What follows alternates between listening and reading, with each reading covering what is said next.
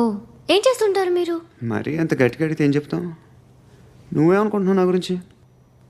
అంటే బహుశా గ్రాడ్యుయేషన్ అయిపోయి జాబ్ ట్రయల్స్ చేస్తూ ఖాళీగా ఉంటూ ఏం చేయాలో తెలియక మనసులో ఏమనుకుంటున్నావు డైరెక్ట్గా చెప్పే.